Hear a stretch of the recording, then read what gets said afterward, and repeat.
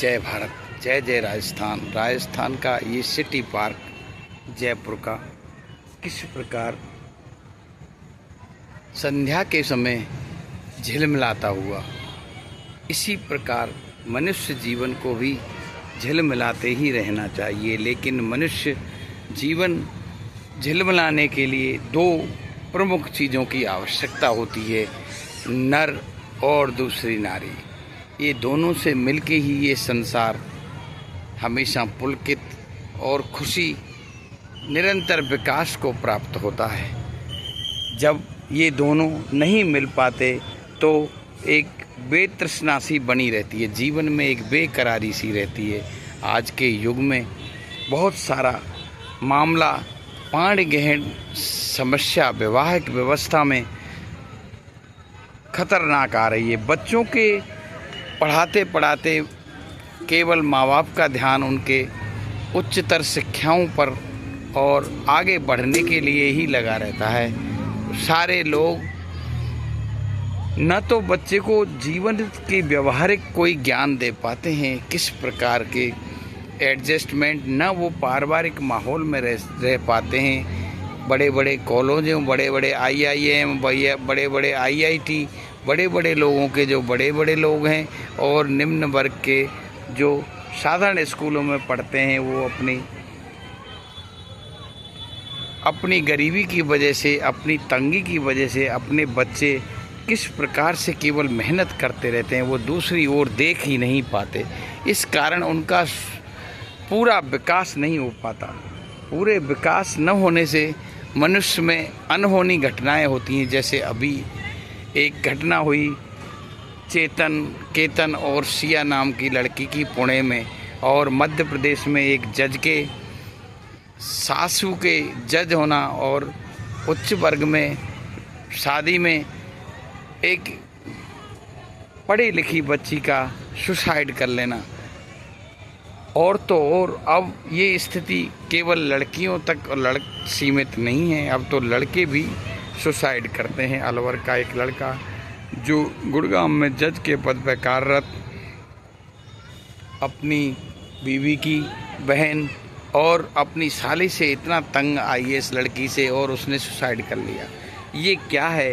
ये अपरिपक्वता की निशानी है। इसीलिए लड़के हो या लड़की हो, आपस में जोड़ी बनाने से डरते हैं। उन्हें इतना डर लगता है कि वो हमेशा माँ बाप की छाया में रहना चाहते हैं, उससे निकलना नहीं चाहते।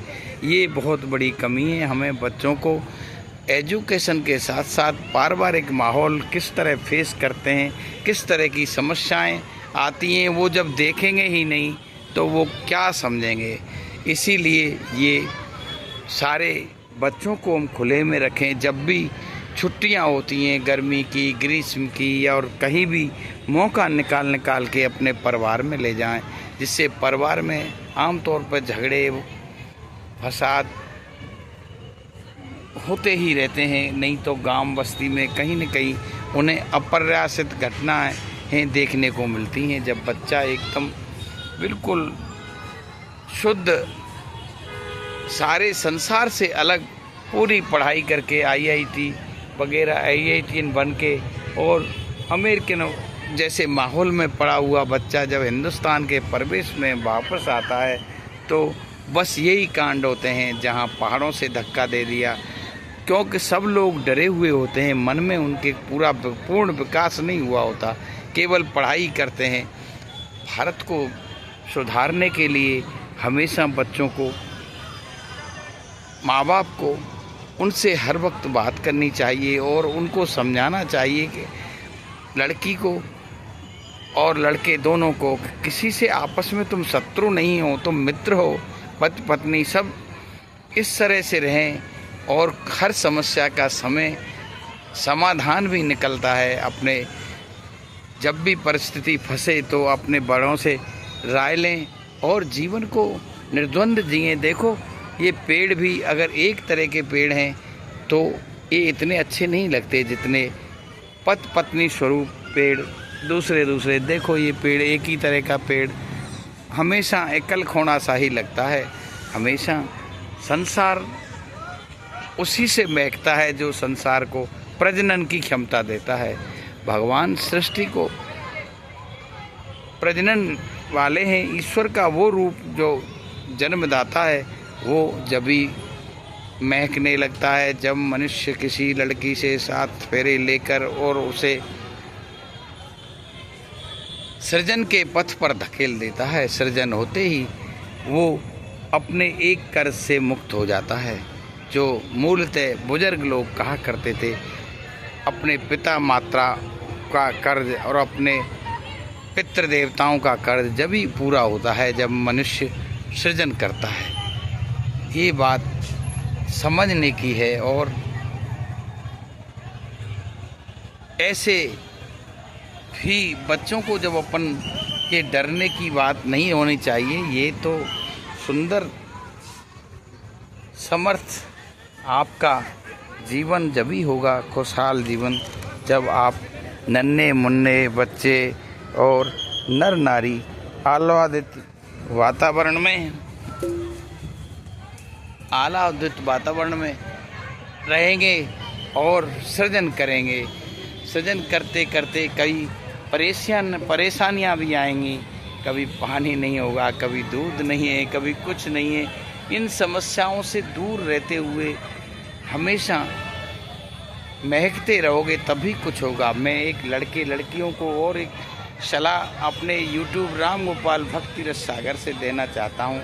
कई बार लड़कियाँ देखती हैं उन्हें हीरो जैसा ही लड़का मिले, कुछ थोड़ी बहुत तन को देखती हैं और लड़का भी लड़की के तन को देखता है, वो स्मार्ट है कि नहीं, वो ज़्यादा मोटी पतली तो नहीं है, वो ज़्यादा लंबी, इस तरह से उसकी डायमेंशंस को नापता है।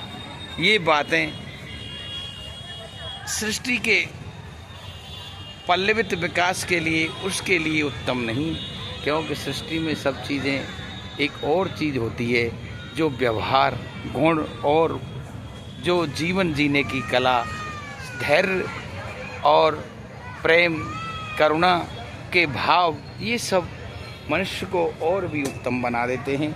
चाहे वो आकर्षक न हो, लेकिन इन गुणों से युक्त मनुष्य हमेशा संसार में सर्वश्रेष्ठ की तरफ जाता है। तो जो भी विवाह बंधन में बनने वाले बच्चे और बच्ची हैं, केवल आप एक दूसरे के गुणों का सम्मान करें और परखें।